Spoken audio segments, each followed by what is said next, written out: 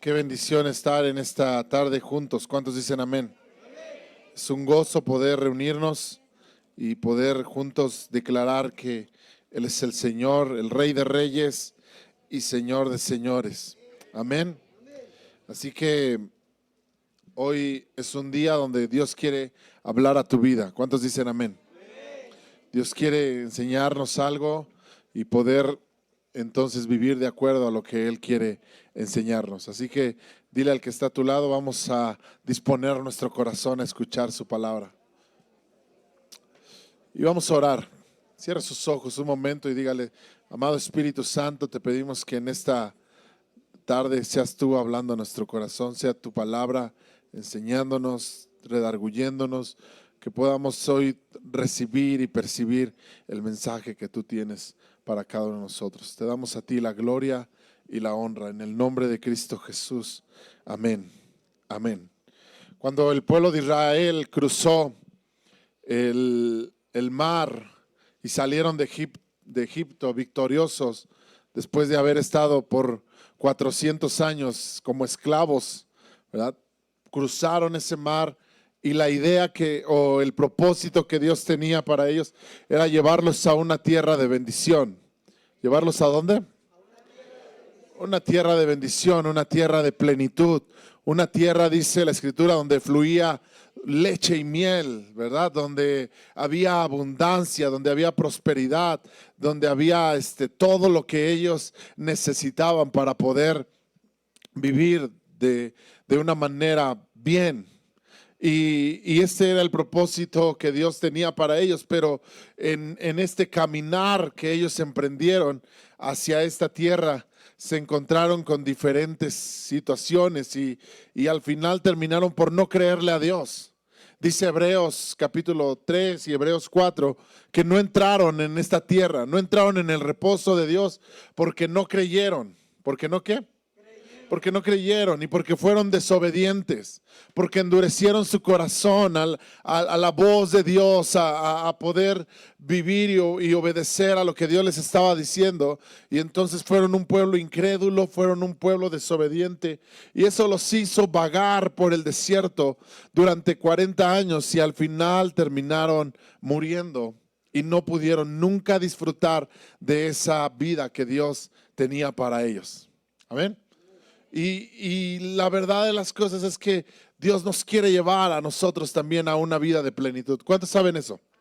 Efesios capítulo 6 dice que para que habite Cristo por la fe, a fin de que arraigados y cimentados en amor seamos capaces de comprender con todos cuál es la anchura, la longitud, la profundidad del amor de Cristo que excede todo conocimiento, para que seamos llenos de la plenitud de Dios. ¿Para que seamos llenos de qué? O sea, Dios nos quiere llevar a una vida de plenitud. ¿Qué significa plenitud?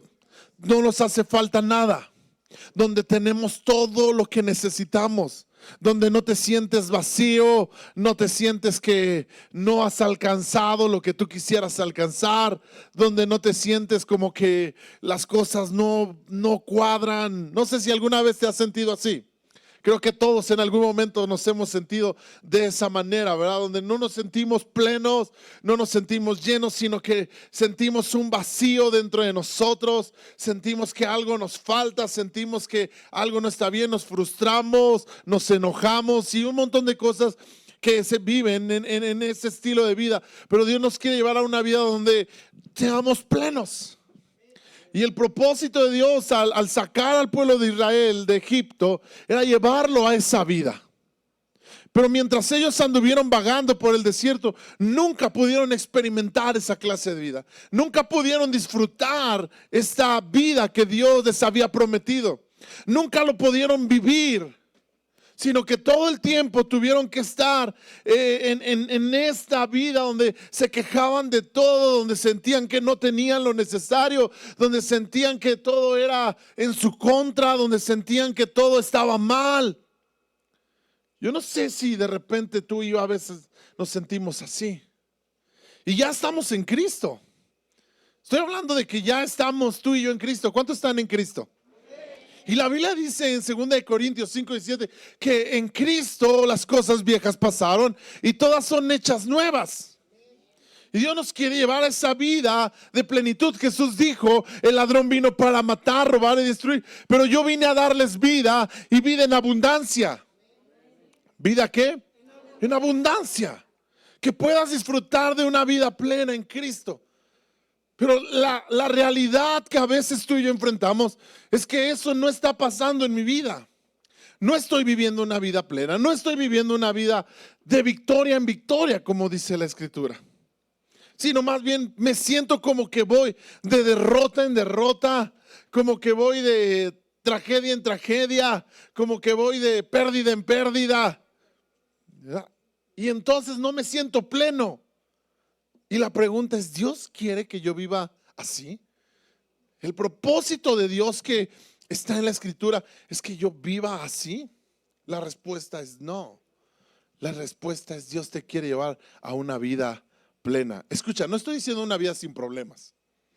Estoy diciendo una vida plena. ¿Está conmigo?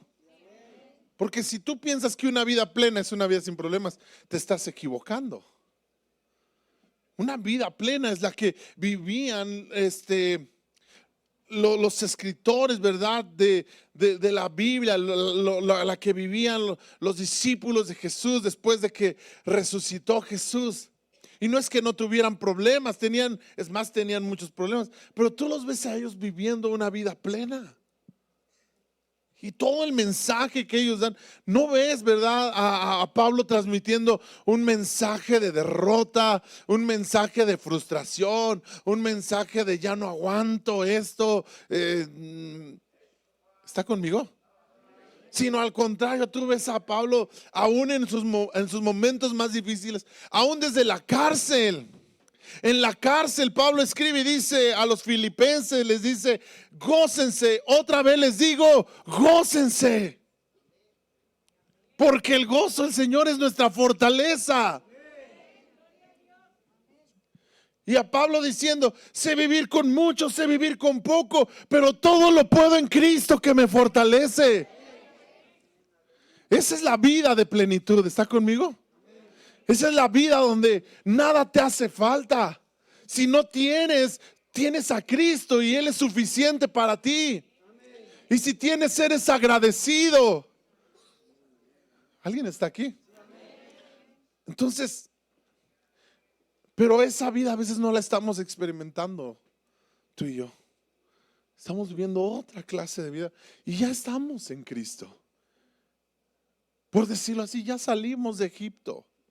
Ya fuimos rescatados, dice la Escritura, fuimos trasladados del reino de las tinieblas al reino de la luz de Jesucristo. ¿Qué es lo que pasa?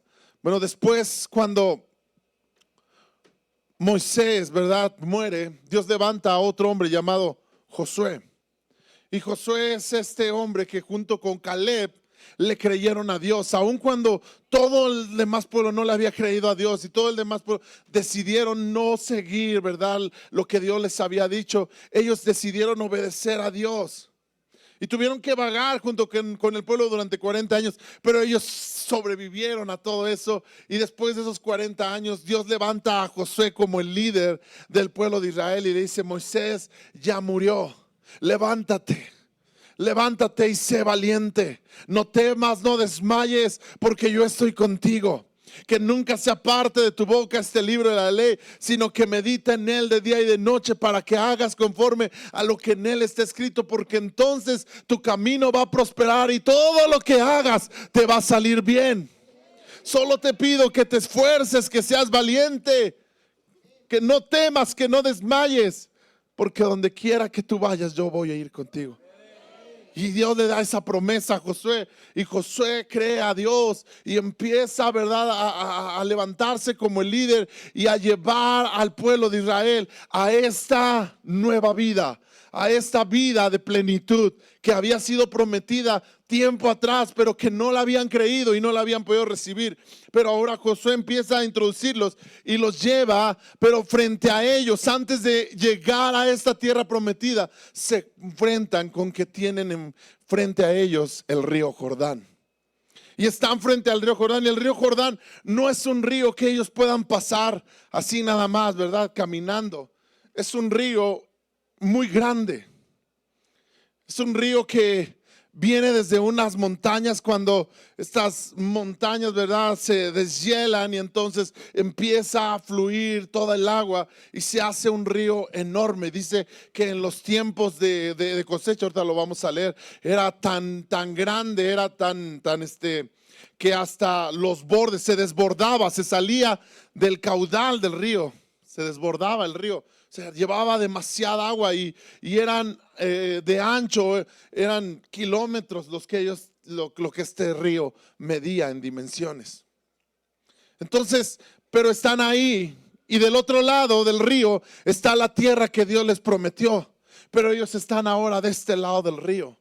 Y lo que tienen que hacer es cruzar el río, pero este río no se puede cruzar. Ahora viene gente, mucha gente. Más de 2 millones de personas vienen con Josué para cruzar este río. Así que no es una tarea fácil.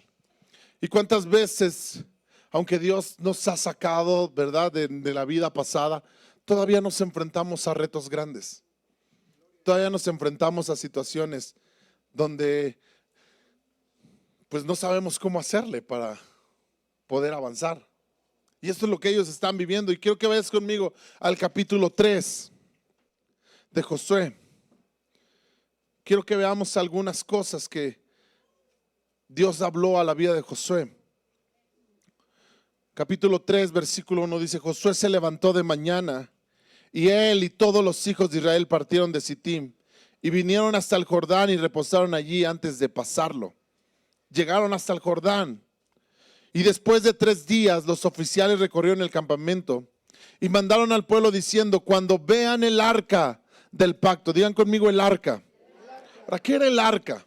El arca era esta caja que Dios había mandado hacer a Moisés, una caja de madera de acacia recubierta de oro totalmente, con una tapa que se llamaba el propiciatorio, ¿verdad? Donde había 2 querubines esculpidos totalmente en oro y estaban ahí, ¿verdad?, mirando hacia estos querubines, mirando hacia el arca. Y dentro del arca, ¿verdad?, había el maná, estaba la vara de Aarón que reverdecía y estaban las tablas que Dios le había dado a Moisés. Y esta arca era trasladada por los sacerdotes. Tenía dos varas que cruzaban, ¿verdad?, en 2 anillos que habían puesto al arca, y era para que los sacerdotes pudieran llevarla. Pero ¿qué es lo que representaba? Esta arca representaba la misma presencia de Dios. Amén. Cuando el pueblo de Israel cargaba esta arca, lo que estaban hablando es que Dios estaba con ellos, que Dios iba con ellos, que Dios era el que los guiaba, que Dios era el que los dirigía. Esta arca representaba entonces la presencia de Dios. Y Dios le dice a Josué que tomaran el arca del pacto de Jehová. Y los levitas sacerdotes que la llevan, ustedes saldrán de vuestro lugar y marcharán en pos de ella, a fin de que sepáis el camino. Estoy en el versículo 4. A fin de que sepáis el camino por donde habéis de ir, por cuanto vosotros no habéis pasado antes de ahora por este camino. Pero entre vosotros y ella haya distancia como de 2000 codos y no se acerquen a ella. ¿Y qué es lo que Dios les está diciendo a través de esta instrucción? Que ellos tenían que seguir el arca, que los levitas tenían que tomar el arca y empezarla a cargar y a caminar. Y todo el pueblo, la dirección que iba a tomar es la dirección que llevaba el arca. Y sabes, tú y yo estamos llamados, si queremos pasar a una vida de plenitud, si queremos pasar una vida donde seamos bendecidos en abundancia, donde seamos plenos, estamos llamados a seguir a Jesús. Estamos llamados a seguir a Cristo. Hebreos capítulo 12 dice que nos despojemos de todo peso y del pecado que nos asedia y que corramos con paciencia la carrera que tenemos por delante, puestos los ojos en Jesús. Diga conmigo: puestos los ojos en Jesús. ¿Dónde tiene que estar tu mirada? En Cristo Jesús. ¿A quién tienes que seguir? A Jesús. El arca, ¿verdad?, representa la presencia de Dios. El arca representa a Cristo. Y tú y yo somos gente, somos personas que seguimos a Cristo, que vamos donde Él va, que tenemos que caminar por donde Él camina, que tenemos que estar atentos a lo que Él nos dice para poder seguir e ir en pos de Él. Usted no sigue a ningún hombre, usted sigue a Jesús. Usted no nos sigue a nosotros como líderes, no somos nosotros a quien usted sigue, es a Cristo. Nosotros solo, funcionamos como diciéndole, ahí es la dirección. Como lo que hacía Juan el Bautista. Juan el Bautista dice, y viendo a Jesús que pasaba, él dijo, he aquí el Cordero de Dios que quita el pecado del mundo, síganlo a Él. ¿Está conmigo? Entonces usted sigue a Cristo. La pregunta sería más bien, ¿de verdad seguimos a Cristo? ¿De verdad estamos siguiendo sus pasos? ¿De verdad estamos siguiendo sus pisadas? Porque esto es lo que el mandato que ellos, la instrucción que ellos tuvieron fue, sigan el arca. Donde vaya el arca, ustedes van. Para donde camine el arca, ustedes caminan. ¿Hacia dónde estás caminando hoy? ¿Hacia dónde van dirigidos tus pasos cada día? ¿Cuáles son las decisiones que tomas? ¿Sabes de qué me habla esto? De decisiones. Cuando tomo una decisión, ¿la tomo basada en su palabra? Cuando decido hacer algo o ir hacia algún lado, ¿lo tomo basado en su palabra? ¿Tomo tiempo para consultar a Dios? ¿O tomo mis decisiones nada más así porque sí? Somos gente que sigue a Cristo, amén. Dice entonces que los sacerdotes llevaban el arca. La instrucción fue, donde vaya el arca, síganlo. Versículo 5. Y Josué dijo al pueblo, santificaos. ¿Qué le dijo? Santifíquense. Santifíquense porque Jehová hará maravillas entre nosotros. Y es importante estas palabras, santifícate. ¿Quieres ir hacia donde Dios te quiere llevar? ¿Quieres ir hacia una vida de plenitud? ¿Quieres ir hacia una vida de bendición? Tienes que vivir una vida de santidad. No hay otra forma. Yo sé que a veces solo queremos escuchar la parte donde dice que Dios nos bendice, ¿verdad? Solo queremos escuchar la parte donde dice que Dios quiere bendecirnos. Y te tengo una noticia, Dios quiere bendecirte, es una realidad. La Biblia dice que el deseo de Dios es bendecirnos. Dice, porque yo sé los pensamientos que tengo acerca de vosotros, pensamientos de bien y no de mal, para darles el fin que esperan. Dios tiene la intención de bendecirnos, pero el mensaje no es completo si no decimos también que Dios nos está diciendo, santifíquense. ¿Y qué es santificarse? Pues apartarnos para Dios, vivir una vida apartada solamente para Dios. Reconocer que yo no me pertenezco a mí mismo, sino que le pertenezco a Dios y estoy apartado para Él. Y todo lo que yo hago, y todo lo que yo hablo, y todo lo que soy, está dedicado a Él. Mi vida está dedicada a Dios. Eso es santificarse. Santificarse no nada más tiene que ver con no hacer tal o cual cosa o decir, no hagas esto, no hagas aquello, no toques aquí, no toques allá. No es eso nada más santificarse. A veces reducimos a santificación nada más ese tipo de cosas, pero no es eso, es vivir para Dios. Es vivir apartado para Dios. Es que mi vida, todas mis decisiones, todo lo que soy, son para Dios. ¿Está conmigo? Y la pregunta es, ¿me estoy santificando todos los días? ¿Estoy viviendo una vida solamente para Dios? ¿O qué decisiones estoy tomando? Y entonces Josué le dice al pueblo, santifíquense porque Dios va a hacer maravillas. ¿Porque Dios qué? Ahora es interesante que no dice santifíquense para que Dios haga maravillas. No, dicen santifíquense porque Dios las va a hacer.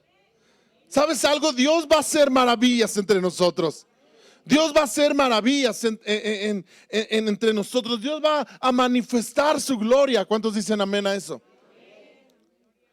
Pero si tú eres una persona que se santifica, tú eres una persona que está preparada para esto, para el momento, para el tiempo. Si tú no eres una persona que se santifica, tú eres una persona que no está preparada. Y cuando Dios hace maravillas, cuando Dios se manifiesta, entonces tiene que haber gente que esté santificada, que esté dispuesta a manifestar la gloria de Dios. Quiero seguir avanzando, pero esto es importante: santifícate, santifícate. Creo que una de las cosas que a veces no hablamos mucho es acerca de la santidad. Y otra vez, no te estoy diciendo que santidad es una serie de reglas. Santidad no significa vístete así o come esto y no comas aquello. Santidad significa que mi vida está dedicada a Dios. Todo lo que soy, todo lo que tengo es de Dios y es para Dios. Amén. ¿Está conmigo?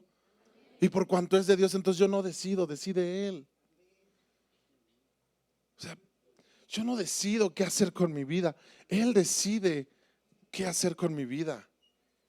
Yo no decido qué decir o qué hablar. Él decide qué es lo que va a hacer.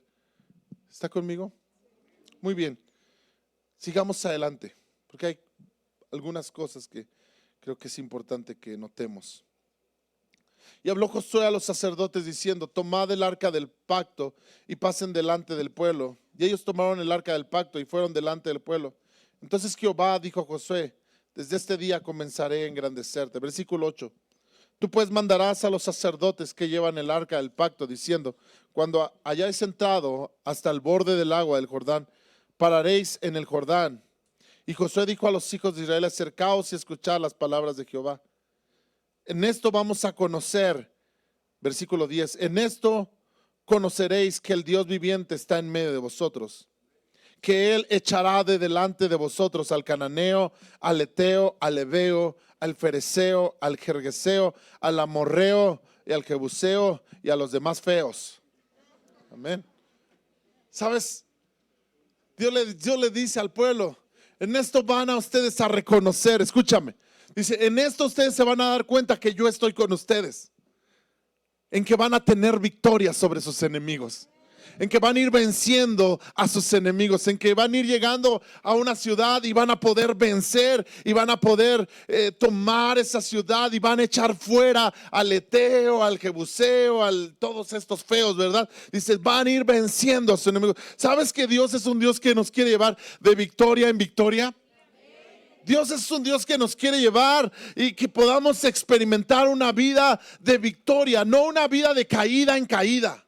No una vida de tropiezo en tropiezo. Oye, sí es cierto que muchas veces tropezamos. Sí es cierto que Dios entiende nuestras debilidades y que Dios nos ayuda en nuestras debilidades. Sí es cierto que Dios comprende que somos débiles y que aunque a veces fallamos, podemos ir a Dios y acercarnos a Él porque Él nos entiende, porque Él también fue tentado en todo. Eso es muy cierto, pero también la verdad de las cosas es que Dios me quiere llevar de victoria en victoria. Dios quiere que mi vida vaya avanzando y vaya creciendo. ¿Y sabes cómo se refleja que que mi vida está en Dios y que estoy creciendo en Dios? Que estoy venciendo cosas en mi vida. Estoy venciendo enemigos. ¿Escuchaste eso? Que vas venciendo enemigos. ¿Cuáles son los enemigos que se te han puesto enfrente que no te dejan avanzar? Probablemente es la angustia, la depresión, la ira, las contiendas, el chisme. Gálatas capítulo 5, versículo 17, ¿verdad? En adelante, que dice: manifiestas son las obras de la carne. Y nos da toda esta lista, ¿verdad? Fornicación, adulterio, lascivias, brujerías, hechicerías, enemistades, pleitos, divisiones, disensiones, herejías. Todos son estos enemigos que están ahí, que no nos dejan avanzar hacia la vida de plenitud que Dios tiene para nosotros. ¿Y cómo se manifiesta que Dios está contigo? Que vas venciendo a esos enemigos. Que a lo mejor antes eras un chismoso, pero ya venciste ese problema. Dios te ha dado victoria sobre esa situación. Que a lo mejor antes eras una persona con lascivia y no podías vencer la lascivia y tenías problemas con la lascivia y con pensamientos impuros todo el tiempo. ¿Cómo se manifiesta que Dios está contigo? Que vences a ese enemigo. ¿Está conmigo? Pero cuando todavía entonces seguimos batallando con eso, todavía estamos en eso y no avanzamos y no avanzamos y no avanzamos y no avanzamos y no vamos hacia adelante. Dicen, esto van a conocer que yo estoy con ustedes, en que van a sacar a estos enemigos. Versículo 12. Toma ahora 12 hombres de las tribus de Israel, uno de cada tribu, y cuando las plantas de los pies de los sacerdotes que llevan el arca de Jehová, el Señor de toda la tierra, se asienten en las aguas del Jordán, las aguas del Jordán se dividirán, porque las aguas que vienen de arriba se detendrán en un montón. Y Dios les dice, van a tomar el arca estos hombres y van a empezar a caminar. Y van a llegar hasta el Jordán, y cuando ellos lleguen al Jordán, en el momento que su planta pise las aguas, en ese momento las aguas, ¿qué? ¡Pum! Se van a dividir. Me llama la atención que entonces Dios les dice, tomen el arca y empiecen a caminar. Empiecen a dar pasos de fe. Empiecen a dar pasos hacia lo que Dios quiere para sus vidas. Y sabes, tú y yo tenemos que vivir de esa manera, tomarnos de la mano de Dios, tomarnos de la gracia y del poder de Dios y empezar a caminar hacia donde Dios nos está diciendo que caminemos. Empezar a dar pasos de fe. Hay veces que tú no estás viendo, ¿verdad?, la victoria todavía, pero crees que Dios te va a dar la victoria. Hay veces que tú no estás viendo ya la situación terminada, pero sabes que estás caminando hacia donde Dios te está llevando y sabes que vas a ver la victoria. Escúchame, si tú estás obedeciendo lo que la palabra te dice, tú tienes que creer que Dios te va a dar la victoria. Es interesante que Dios les dijo, agarren el arca y empiecen a caminarle. Cuando lleguen ahí, se va a abrir. A veces nosotros quisiéramos que Dios nos abriera primero el camino, que nos enseñara que el camino está seguro, que nos enseñara que vamos a tener la victoria. Y si tú me enseñas todo eso, entonces le camino, Dios. Y dice, no, empieza a dar pasos de fe. Amén. Empieza a dar pasos de fe. Empieza a caminar. Empieza a vivir una vida en Cristo diferente. Señor, pero tú me vas a dar la victoria en mi casa, con mi familia. Pues, camínale. Cuando llegues ahí, las aguas se van a abrir. ¿Sabes?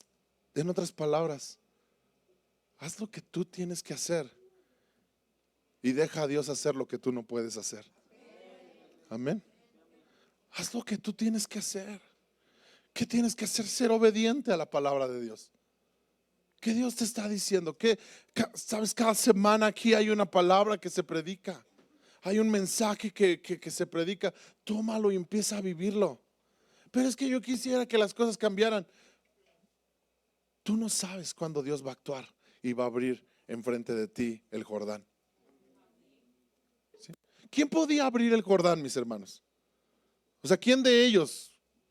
Ninguno, no había ninguno capaz de hacerlo, solamente Dios. Pero lo que ellos sí podían hacer era tomar el arca y empezar a caminar hacia ese lugar. ¿Está conmigo? Entonces, ¿qué estás haciendo? ¿Qué estamos haciendo tú y yo ahora mismo? Versículo 15, cuando los que llevaban el arca entraron en el Jordán, los pies de los sacerdotes que llevaban el arca fueron mojados a la orilla del agua, porque el Jordán suele desbordar por todas sus orillas todo el tiempo de la siega. Las aguas que venían de arriba se detuvieron como en un montón, bien lejos de la ciudad de Adám. ¿La ciudad de qué? Que está al lado del Ceratán. Y las que descendían al mar del Arabá, al mar salado, se acabaron y fueron divididas. Qué interesante esto. Qué mensaje tan más poderoso ahí. Porque dice que eran unas aguas que descendían de una ciudad que se llamaba ¿cómo? ¿Cómo se llamaba esta ciudad? Adán. Y esta misma palabra, Adán, es la misma palabra del nombre del primer hombre en la tierra. ¿Cómo se llamaba el primer hombre? Adán, a quien Dios creó, ¿verdad? Y que Dios le dijo que podía estar en el huerto y todo esto, pero este hombre en algún momento le falló a Dios. Y Romanos dice que por un hombre entró el pecado. ¿Por cuál hombre? ¿Por cuál hombre entró el pecado? Por Adán. Y luego dice, y luego todos pecaron. Por un hombre entró el pecado y luego todos pecaron. Y es como esta imagen, ¿verdad? De estas aguas que descienden y van arrastrando eso. Y es interesante que dice que el término donde estas aguas terminaban era en el mar salado. ¿En el mar qué? Salado. Está hablando del mar muerto. ¿Sabes que el mar muerto es un mar tan salado que no existe vida ahí? Ahí no hay vida marina, ahí no hay peces, ahí no hay, porque tiene una carga de sal tan fuerte. Es más, es tan salado que puedes flotar. Si alguien se mete al mar muerto, tú entras y puedes flotar. Ni siquiera necesitas moverte, simplemente empiezas a flotar porque tiene tanta sal. Pero por tanta sal que tiene, es un mar muerto. Es interesante que viene de Adán y desciende hasta la muerte. Y el camino que heredamos de Adán era el camino que nos llevaba a la muerte. ¿Está conmigo? ¿Me está entendiendo? Así que, ¿qué es lo que se opone para que nosotros podamos vivir una vida plena en Cristo? La vida que heredamos de la vieja naturaleza. La vida que heredamos de pecado. Naturaleza de pecado que se opone entre nosotros y la vida que Dios quiere que vivamos. Pero es interesante que dice que cuando ellos llegaron, los sacerdotes llegaron con el arca y tocaron con la planta de sus pies el agua. En ese momento, ¡pum!, el agua dejó de fluir, dejó de correr, y de este lado se fue. Y entonces había total apertura para que el pueblo pasara en seco. ¿Sabes que eso es lo que hizo Cristo en la cruz? Él fue el puente que nos dio acceso a la presencia de Dios. Él fue el camino que se abrió para que tú y yo pudiéramos entrar. Él fue el camino que se abrió para que nosotros pudiéramos llegar a vivir la vida en Cristo Jesús. Lo que tú y yo no podíamos hacer por cuanto, dice Romanos capítulo 7, lo que yo no puedo hacer por cuanto era débil por la carne, pero en el capítulo 8, Cristo tomó forma de carne. ¿Está conmigo? Para que a través de su cuerpo, Hebreos dice que su cuerpo partido es ese velo que se rasgó para que pudiéramos entrar a la presencia de Dios. ¡Qué increíble! Qué increíble, porque lo que era imposible para nosotros es posible para Dios. Dios nos dio entrada, Cristo nos dio entrada a su presencia. Amén. Ahora el punto es, tenemos que pasar. Ya Él hizo lo que nosotros no podíamos hacer. Nadie podía abrir el río. El único que lo podía hacer es Dios. Así como nadie podía pagar mi pecado. Yo mismo no podía pagar por mi propio pecado. La eternidad entera no me alcanzaba para pagar por mis pecados. Por eso el hombre sin Cristo está destinado a una eternidad sin Dios. ¿Está conmigo? Pero Cristo hizo lo que nosotros no podíamos hacer. ¿Qué tienes que hacer tú ahora? Cruza el Jordán. Cruza el río. ¿Estás conmigo? Cruza, no te quedes del otro lado. No te quedes en el lado donde sigues viviendo como si no tuvieras a Cristo, aunque ya tienes a Cristo. No te quedes en el lado donde desobedeces a Dios y eres rebelde y ahí vas, ¿verdad? Y de repente como que tienes un encuentro con Dios y como que le quieres obedecer, pero no terminas por avanzar y no terminas por vivir esa vida de plenitud. No, cruza el río. Amén. Ahora escucha. El capítulo 4 nos habla de cómo cruzaron el río. Cuando toda la gente hubo acabado de pasar el Jordán, Jehová habló diciendo: tomad del pueblo 12 hombres, uno de cada tribu, y mándales diciendo: tomad de aquí, de en medio del Jordán, del lugar donde están firmes los pies de los sacerdotes, 12 piedras, las cuales pasarán con vosotros, y levantadlas en el lugar donde han de pasar la noche. Entonces Josué llamó a los 12 hombres, a los cuales él había designado de entre los hijos de Israel, uno de cada tribu, y les dijo: pasad delante del arca de Jehová vuestro Dios, a la mitad del Jordán. ¿Dónde estaban estas piedras? A la mitad del Jordán. Pero acuérdense, en ese momento el Jordán estaba ¿cómo? Seco, por eso podían pasar, por eso podían llegar hasta la mitad del Jordán. Y cada uno tome una piedra sobre su hombro. Tenían que tomar una ¿qué? Pero no era una piedra como a veces nosotros vamos al río, ¿verdad? Y nos traemos una piedra y decimos: esta me sirve para ponerla ahí en la puerta.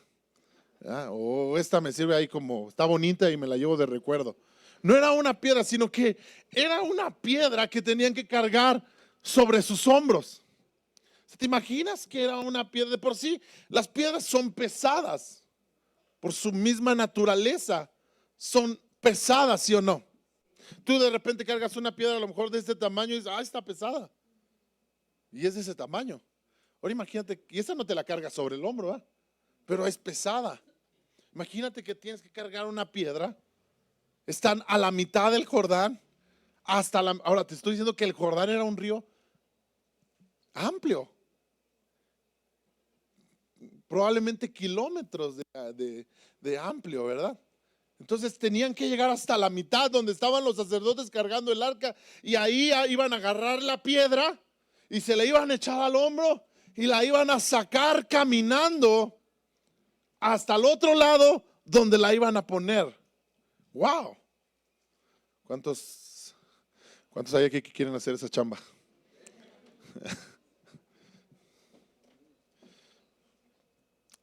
Versículo 6. Para que esto sea señal entre vosotros, y cuando vuestros hijos preguntaren a sus padres mañana diciendo: ¿qué significan estas piedras?, le responderán que las aguas del Jordán fueron divididas delante del arca del pacto de Jehová. Cuando ella pasó el Jordán, las aguas del Jordán se dividieron, y estas piedras servirán de monumento conmemorativo a los hijos de Israel para siempre.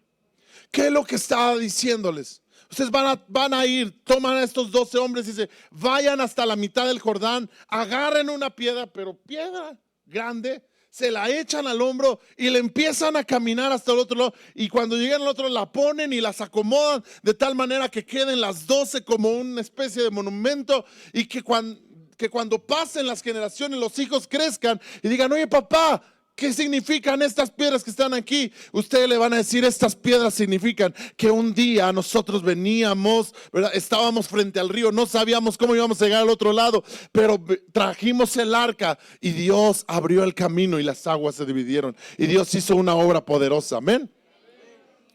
Ahora, cuando yo estaba meditando en esto, cuando yo estaba meditando en esta palabra, pensaba, y Dios ponía en mi corazón acerca de la importancia de que se levante una generación de padres, una iglesia que esté dispuesta a cargar el peso del testimonio. ¿Está conmigo? Que está dispuesta a cargar el peso de un testimonio de lo que Dios ha hecho. ¿Sabe que de repente no queremos, o sea, queremos las bendiciones y todo eso? Y como les dije hace un rato, Dios nos quiere bendecir, pero difícilmente a veces te encuentras personas dispuestas a pagar precios. Que digan, yo estoy dispuesto a cargar estas piedras sobre mis hombros, que significan el testimonio de lo que Dios hizo.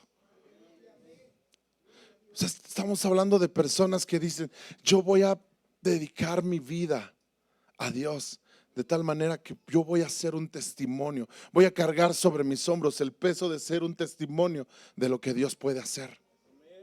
¿Está conmigo? Y no nada más de decir, ay, hace muchos años Dios me sacó, ¿verdad?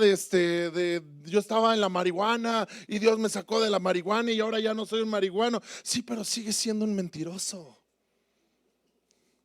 Sí, pero sigue siendo alguien que ofende a tu esposa y a tus hijos.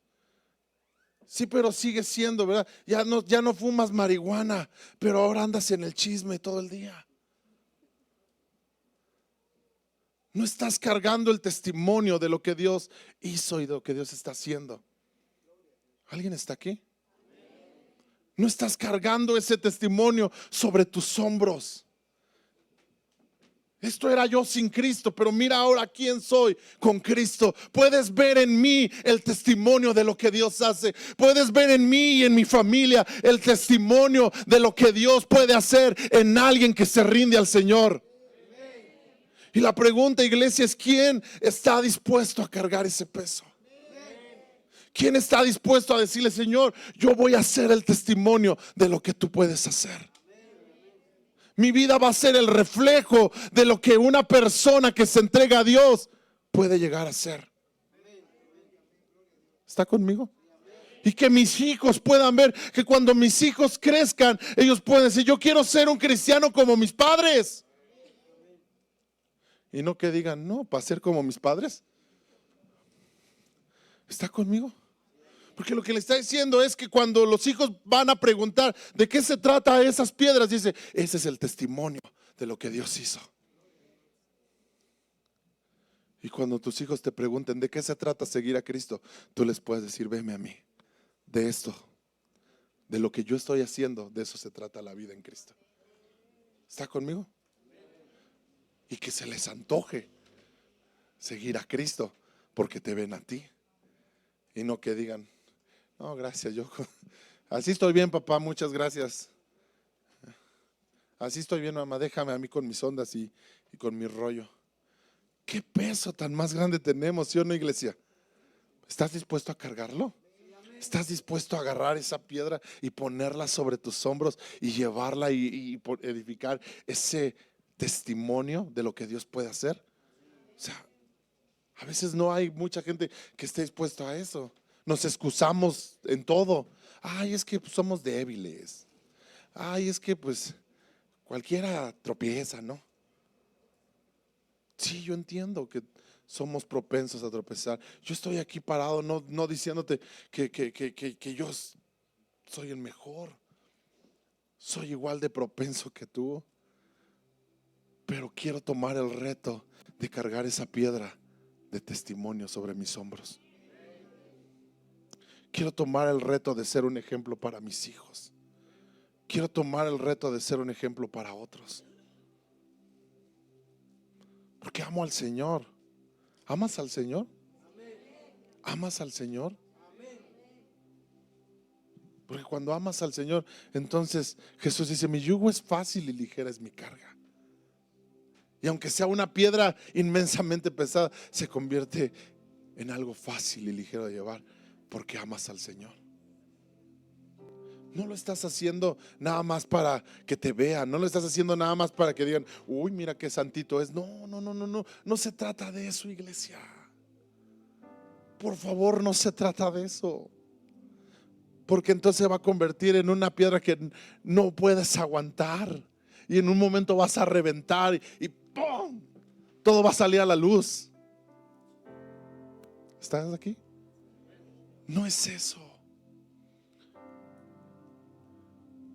Es la gracia y el poder del Espíritu Santo sobre tu vida. Es someter tu vida a Dios y decirle, Señor, yo no puedo, pero tú en mí, Cristo en mí es la esperanza de gloria. Amén. Y luego escucha, dice que entonces toman estas piedras. Versículo 8. Y los hijos de Israel lo hicieron así, como Josué les mandó. Tomaron 12 piedras del medio del Jordán, como Jehová lo había dicho a Josué, conforme al número de las tribus de los hijos de Israel. Y pasaron al lugar donde acamparon y las levantaron ahí. Versículo 9. Josué también levantó 12 piedras. Josué también, ¿qué? Pero escucha esto: en medio del Jordán, en el lugar donde estuvieron los pies de los sacerdotes que llevaban el arca del pacto, y han estado allí hasta hoy. Esto está bien interesante porque, sabes, estas piedras, Josué toma estas piedras y él levanta un monumento. ¿Dónde lo pone? En medio del Jordán. Y en medio del Jordán, cuando las aguas regresaran al lugar, nadie iba a notar esas piedras. Nadie iba a ver estas piedras. Pero el que está escribiendo este libro dice, y da testimonio y dice, y ahí han estado esas piedras. No se han movido esas piedras. Allí están. No las ve nadie, pero ahí están. ¿Está conmigo? Y sabes, hay algo que Dios ha hecho dentro de ti que a lo mejor nadie puede ver, pero sabes que Dios lo hizo entre ti, pero está ahí. Tú no lo puede ver alguien más, pero tú sabes que Dios hizo algo en ti, que Dios hizo algo en tu vida que nadie podía hacer, que nadie podía cambiar, que nadie podía tocar, pero Dios lo hizo.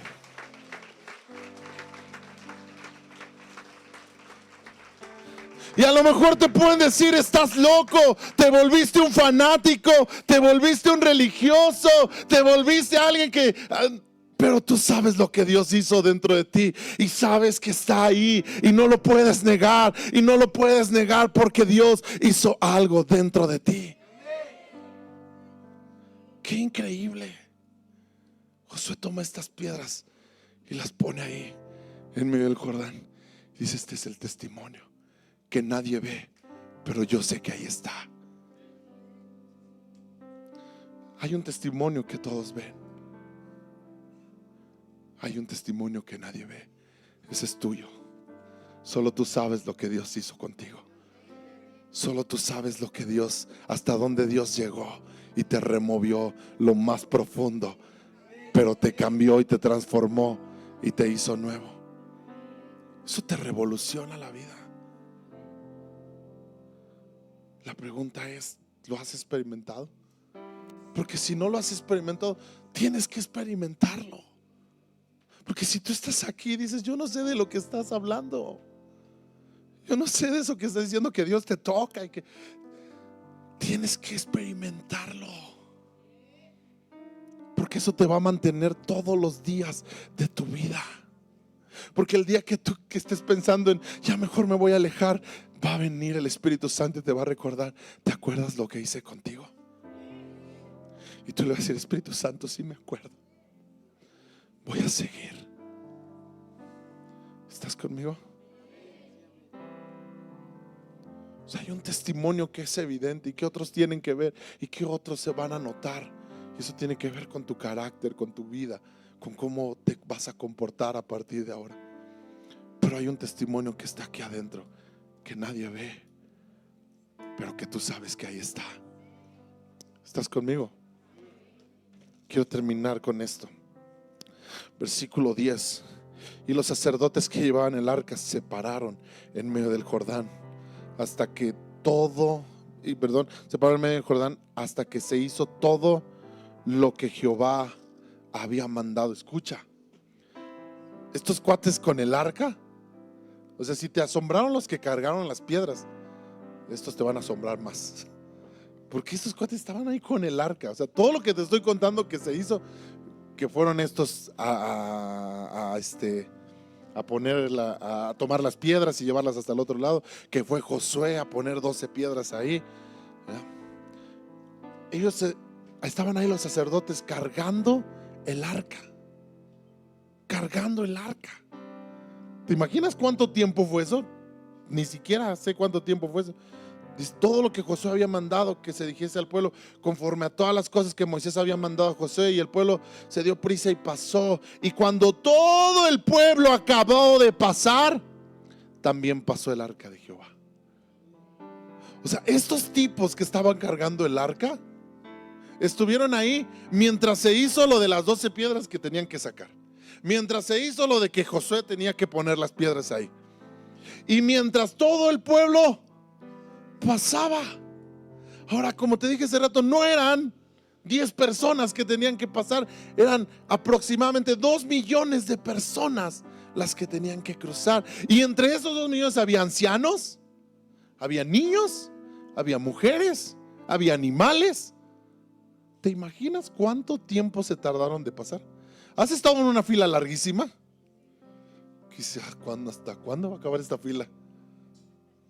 Y tú te desesperas por estar ahí a lo mejor 1 hora, media hora, 40 minutos, y es así como que ya, que se acabe la fila, y hasta estás volteando a ver si ya va a acabar, si ya va a acabar. Oye, estos cuates estuvieron cargando el arca ¿cuánto tiempo? No sé, pero estuvieron dispuestos a cargar el arca todo ese tiempo. Yo creo que tiene que levantarse una iglesia que esté dispuesto a llevar el peso de la gloria de Dios, que esté dispuesto a llevar el precio de la presencia de Dios. ¿Queremos la presencia de Dios en la iglesia? ¿Quieres la presencia de Dios en tu casa, en tu familia? La pregunta es, ¿estás dispuesto a cargar con ese peso? Porque a veces decimos, sí, quiero la presencia de Dios aquí, quiero la presencia de Dios en mi casa. Y cuando Dios te dice, hey, necesito que renuncies a esto. No, pues espérate, Señor, espérate. Tranquilo, y nos la llevamos bien. Necesito que renuncies a esto en tu vida, Señor, pero hey, ¿estás dispuesto a cargar el peso de la presencia de Dios? Quiero que corrijas esto y esto en tu vida. Cuando hay una palabra que sale desde aquí y tú sabes que Dios te está hablando a corregir algo en tu vida, y tú sabes que Dios te está diciendo, necesitas cambiar esa forma de hablar, necesitas cambiar esa forma de dirigirte a tu familia, necesitas cambiarlo, y tú no lo obedeces, entonces ¿realmente estás dispuesto a cargar el peso de la presencia de Dios sobre tu vida? Oye, lo cantamos. No importa todo lo que cueste, tu presencia vale mucho más. Solo quiero estar contigo. Y está padre cantarlo, está hermoso cantarlo, pero lo vivimos. Señor, lo que me cueste. Pablo lo dijo en Filipenses capítulo 3, en el capítulo 4, perdón, y él empieza, no es cierto, es en el 2. Y él empieza a decir, ¿verdad? Todo lo que antes para mí era ganancia, todo lo que representaba algo en mi vida, ahora lo tomo por basura con tal de ganar a Cristo. Quiero conocer a Cristo, quiero experimentar a Cristo. Y si eso significa experimentar también persecución, estoy dispuesto, porque lo quiero a Él. Hay una iglesia que quiera eso. Hay una persona, hay una familia que quiera también eso.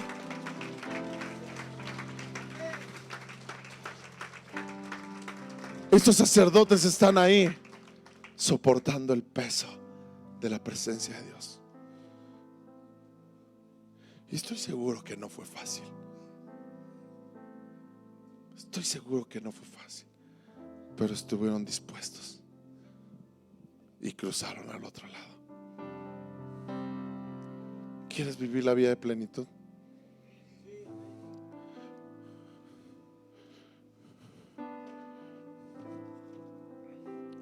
Primera de Reyes capítulo 18 versículo 20 en adelante. No lo busques, pero está Elías frente al pueblo. Los ha llamado a un reto, y el mensaje de Elías es: ¿hasta cuándo?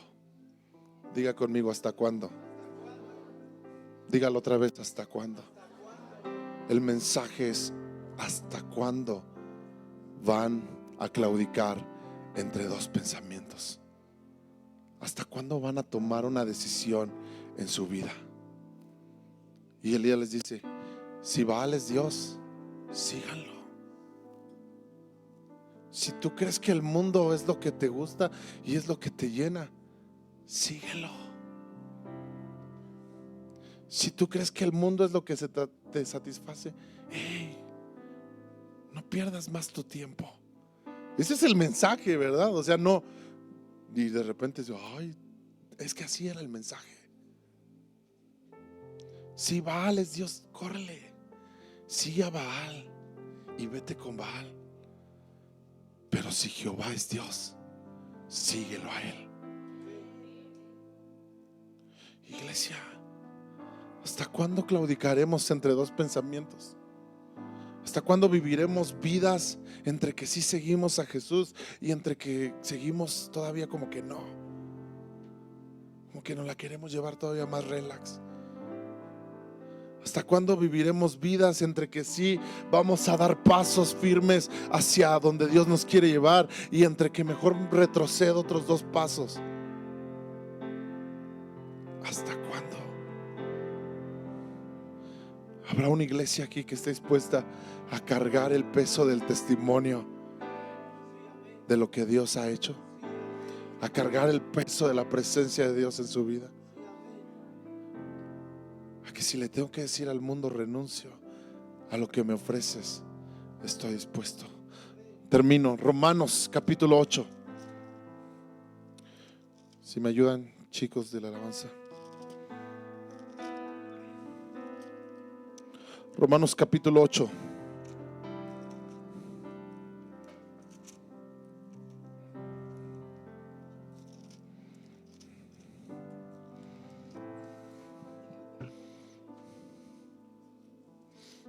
¿Está conmigo ahí? Versículo 9. Mas vosotros no vivís según la carne, sino según... ¿Por qué no te pones de pie?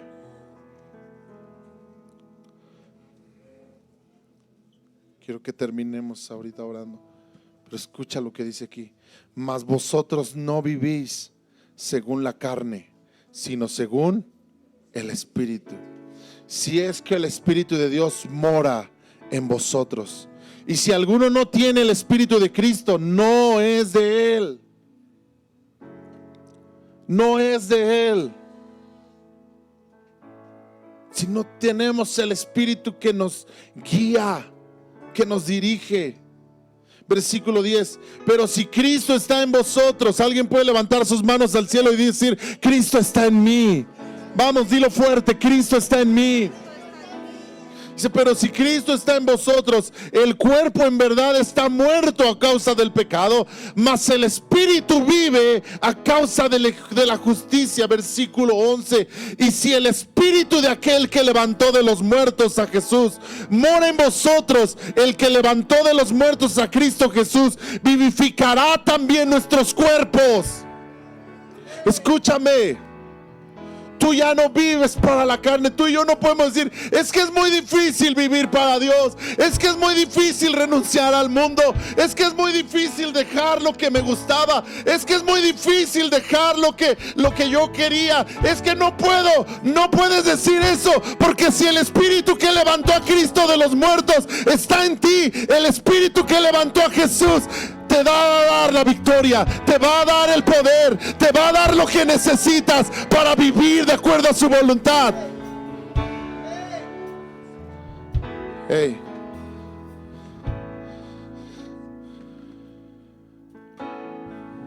Versículo 12. Así que, hermanos, deudores somos. ¿Somos qué? ¿Somos qué? Escucha. Deudores somos, no a la carne. No le debes nada a la carne. ¿Qué ha hecho la carne por ti? ¿Qué te ha dado? Puros problemas, puras aflicciones, pura derrota, pura muerte. Es lo que la carne ha hecho por ti. ¿Le debes algo? ¿Le debes algo a la carne? ¿Por qué seguir viviendo en la carne? Deudores somos, no a la carne, para que vivamos conforme a la carne. Porque si vivís conforme a la carne, morirán. Mas si por el Espíritu hacen morir las obras de la carne, vivirán. Mas si por el Espíritu hacemos morir las obras de la carne, si hoy tomamos una decisión y le decimos: Espíritu Santo, ayúdame, Espíritu Santo, dame gracia para vencer estas situaciones, el Espíritu que está dentro de ti te va a ayudar en tu necesidad. Mas si por el Espíritu haces morir las obras de la carne, viviréis. Porque todos los que son guiados por el Espíritu de Dios, estos son hijos de Dios. ¿Cuántos hijos de Dios hay aquí? Pues no habéis recibido el espíritu de esclavitud para estar otra vez en temor, sino que habéis recibido el espíritu de adopción, por el cual clamamos: Abba, Padre. Levante sus manos y diga: yo no soy un esclavo, soy un hijo. Yo no vivo para la carne, vivo para Dios. Vamos, empieza a levantar su voz y diga: yo no soy un esclavo.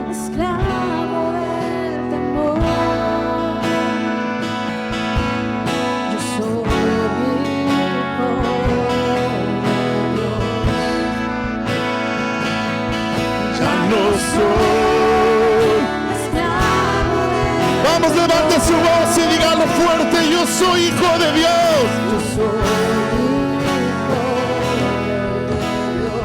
Ya no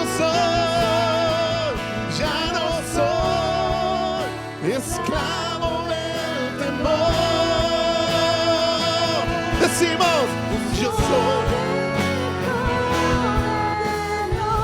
Ya no soy, y ya no soy. Declaramos: yo soy hijo de Dios.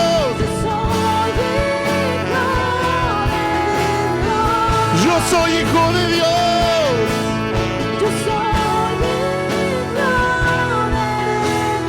Dígalo fuerte.